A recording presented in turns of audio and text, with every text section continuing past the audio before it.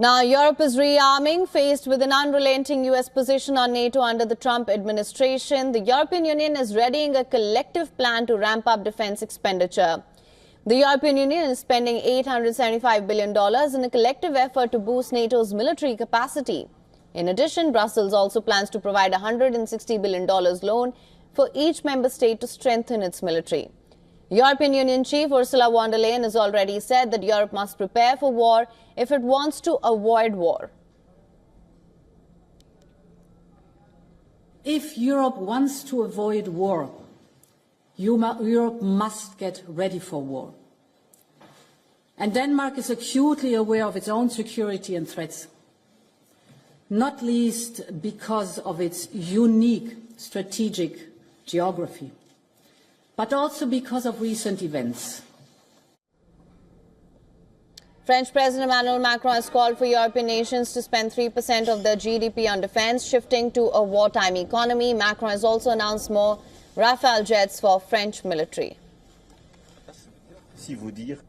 And I want to tell you that the Air Force will benefit from more orders of Rafales. This is a necessity in the current context. It is also a natural choice to integrate the effort of the airmen vis-à-vis Ukraine with the decommissioning of our Mirage jets.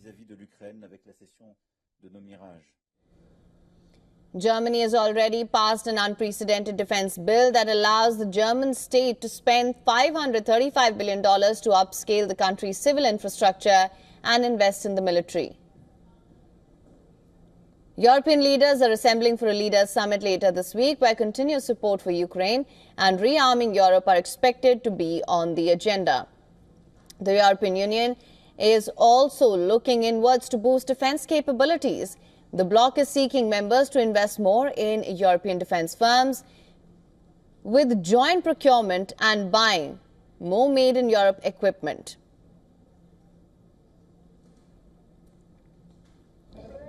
Other countries are also stepping up efforts to boost defense spending on the domestic front.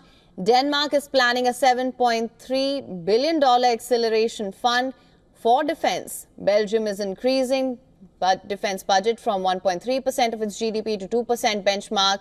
Greece has pledged $28 billion in defense investments by 2036, while Baltic nations and Poland have already crossed NATO prescribed defense budget limit.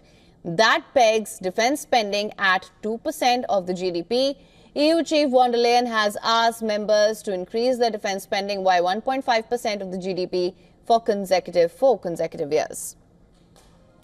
For latest news, download the WION app and subscribe to our YouTube channel.